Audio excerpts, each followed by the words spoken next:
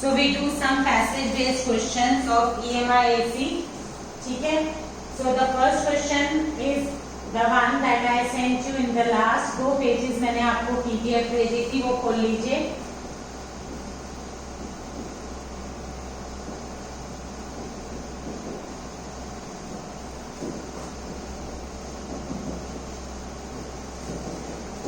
So we do the passage based question of EMI/AC. This passage reads that phasor technique is used to determine the amplitude and phase of current for an LCR series circuit. Phasor technique is used to determine the amplitude and phase of current for a series LCR circuit. The solution at frequency is equal to 0 is called the transient solution.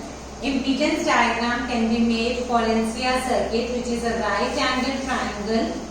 The AC current in each element of LCR is same at any time, having same amplitude and phase. I is equal to Im sin omega t plus beta. So whatever this passage is reading, this is the same thing जो हम आपको phasor पढ़ाते हुए समझाते हैं कि phasor technique जो है वो हमें क्या देते हैं. अकॉर्डिंग टू दिस पैसेज कि फेजर टेक्निक हम यूज करते हैं to determine the amplitude and phase of current for the series LCR circuit.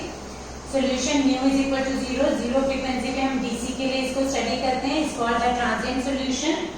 Then impedance diagram can be made for the LCR circuit which is a right angle triangle. हमने बहुत बार impedance triangle बनाया था, आपको याद होगा. This was R, this was XL minus XC, this was Z.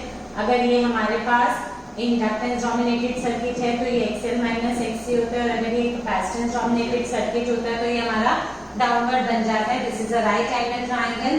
The AC current in each of the element is same at any time, having same amplitude. क्योंकि series में है तो करंट सबके क्या होते हैं, सेम. हमने उस सेम करंट के रिस्पेक्ट में वोल्टेज को डिफरेंट बना के फेजर डायग्राम बनाया था. You remember it. Now he has given you one thing that I is equal to Im sin of omega t plus beta. तो इससे आपको क्या दिख रहा है? सबसे पहले this is the equation. Whatever is given to us in the passage that I am drawing. इस पैसेज में उसने हमें ये दिया है that this is voltage V, this is current I, and इन दोनों के बीच का फेज जो दिया है वो 5 है. That is not given to be 90 degree. It is not given to be 90 degree. It is less than 90. क्योंकि इसने 5 दिया. फाइन 90 तो वो प्योर कैपेसिटर या प्योर इंडक्टर में होता है फेज डिफरेंस. अब यहाँ से आपको क्लियर कट जो दिख रहा है वो क्या दिख रहा है बच्चों, और इसने हमें वेव फॉर्म्स भी दी हैं. वेव फॉर्म्स मैं नहीं ड्रॉ कर रही because it is with you. अगर जरूरत पड़ेगी तो ड्रॉ कर लेंगे, बट इतनी इंफॉर्मेशन से भी हमें ये पता चल रहा है कि where are we.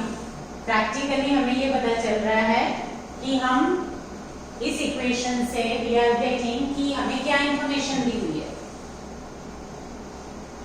Whether it is capacitance dominated circuit or whether it is inductance dominated circuit. आप देखिए I is Im sin omega t plus beta.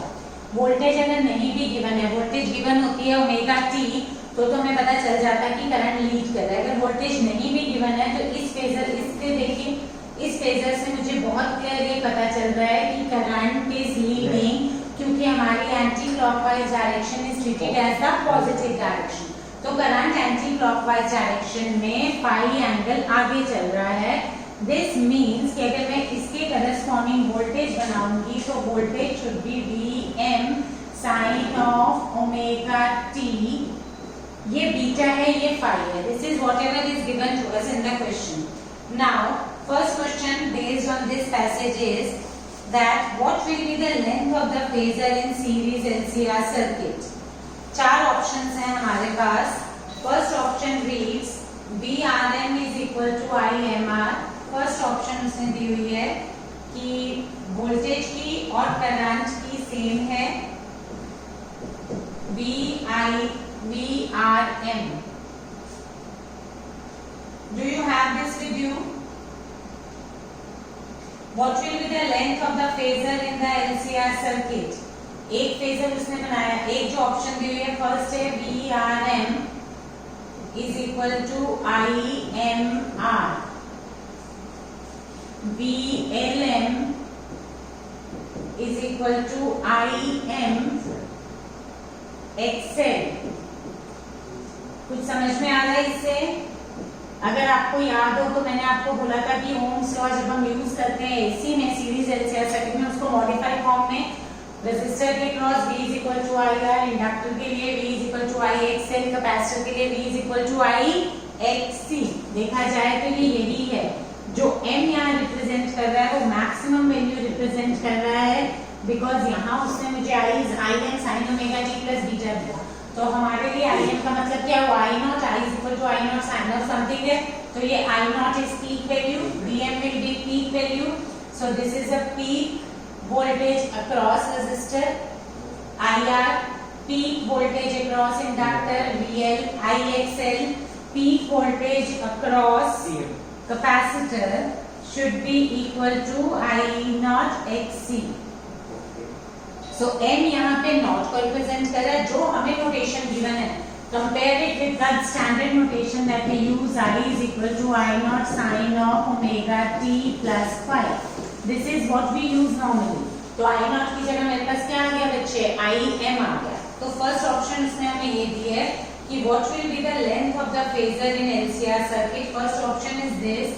Second option is VRM is equal to IMR, but VLM is not equal to IMXL and VCM is equal to IMXC।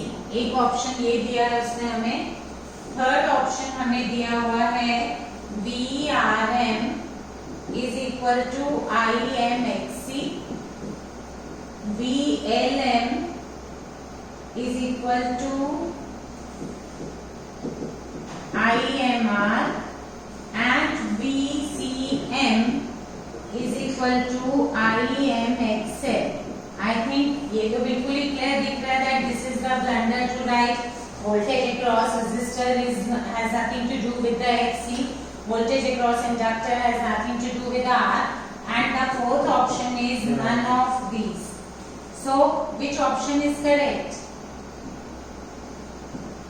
जल्दी बताइए। हमारा question है length of the phasor in the LCR circuit. So length of the phasor, because current is same in all this is series LCR circuit। तो अगर series LCR circuit है बच्चे, this is question number 16, तो अगर ये series LCR circuit है तो current सब में सेम होगा। तो हम लोग जब फेजर ड्रॉ करते हैं बेटा, तो हम करंट को अपनी बेस लाइन ले लेते हैं एंड उसके बाद I draw the VR, VL, VC।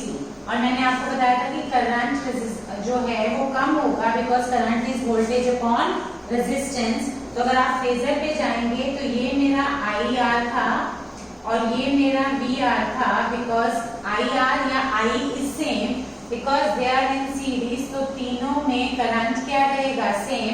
अगर मैं इस करंट को बेस वैल्यू मानती हूँ IM या I not whatever you write it, तो हमारे पास in resistor voltage and current they are in the same phase.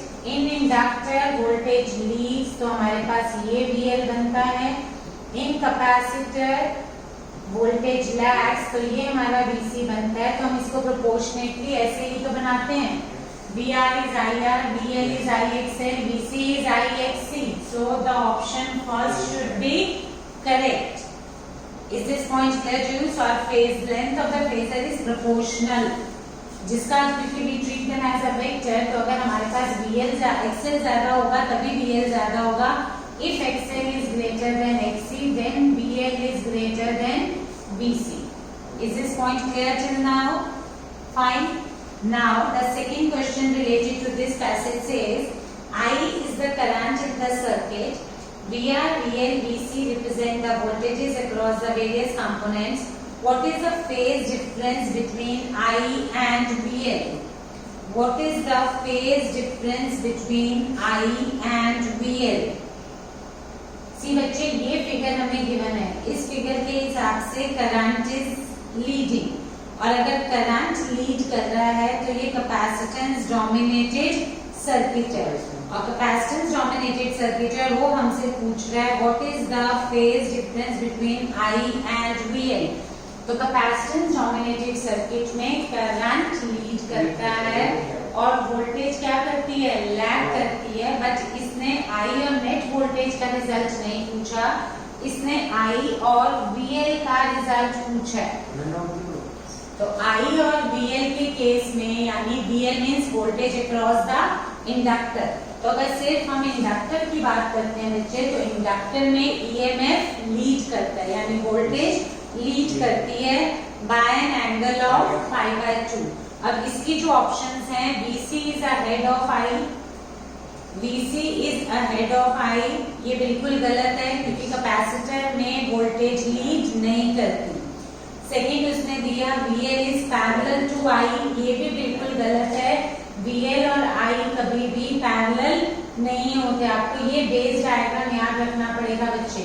You have to remember this phasor clearly in your mind कि series LCR में ये हमारे पास current था बच्चे, ये मेरे पास VR है, ये VL है। इन केस अगर मैंने XL को ग्रेटर देन XC लिया है तो मेरे पास ये VL है एंड BC की लेंथ मैंने छोटी बनाई है, तो नेट मेरे पास VL माइनस BC आता है। तो नेट जो आएगा ये मेरे पास नेट वोल्टेज है। Fine, so this is a phasor. इससे कंपेयर करो, VC is ahead of current, VC ये है, VC करंट से लैग कर रही है हमारी एंटी क्लॉकवाइज डायरेक्शन जो होती है बच्चे फेजर के केस में, that is treated as positive and clockwise direction is treated as negative। तो करंट लीड करता है कैपेसिटर के केस में। First option is ruled out. VL is parallel to I, आप देखिए VL और I कहाँ पैरेलल है, they are perpendicular। Third, VL and I are in the same line, वो भी सेम ही चीज हो गई। None of the above, तो इस केस में हमारे पास ऑप्शन क्या आएगी, none of the above। Actually में he is asking what can you say about the phase difference between I and VL। तो ideally speaking I and VL का phase difference जो होता है वो π/2 होता है। VL is ahead of I by π/2। This must be the answer। Is this point clear to you? ठीक है बच्चे। Next, how does the phase angle phi depends on VC and VL? Third part of the question says how does phase angle depends on VC and VL, and हमें जो options दी हुई हैं इस second question की हमारी जो option आएगी वो आएगी none of the above। Answer is none of the above। Fine, इसका थर्ड पार्ट है हमारे पास how does the phase angle phi depends on VC and VL, and जो हमें ऑप्शंस गिवन हैं, the options are tan phi is equal to VC minus VL। I'm not writing m represents the maximum value। second option इसलिए हमें दी हुई है tan phi is equal to VC plus VL। third option is tan phi is not equal to VC,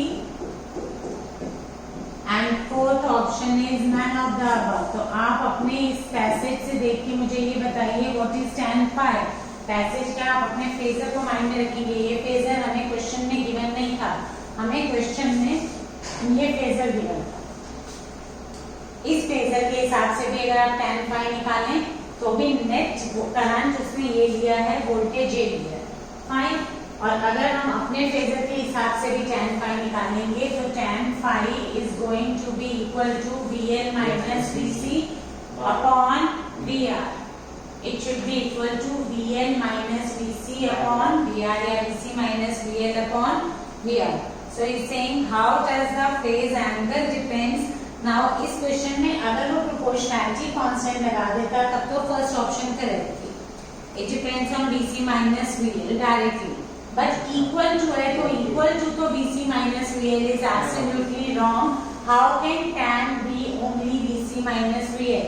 tan phi from this is mod of VL minus VC depending upon आपका inductive reactance ज्यादा है या capacitive reactance. XL greater than XC होगा तो VL minus VC आएगा, XC greater than XL होगा तो VC minus VL divided by VR।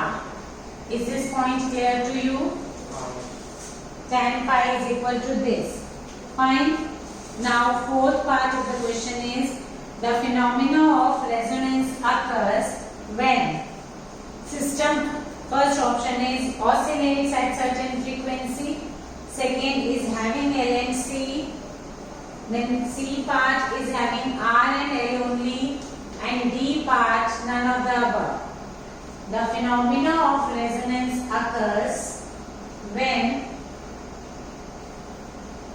although इनमें से कोई भी ऑप्शन बहुत बेस्ट सूटेड नहीं लग रही है हमें, बट इनमें से ही देखना पड़ेगा। oscillates at certain frequency, when the system oscillates at certain frequency,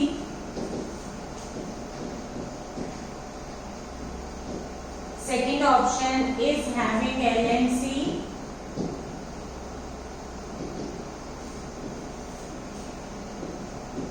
third option is having R and L only,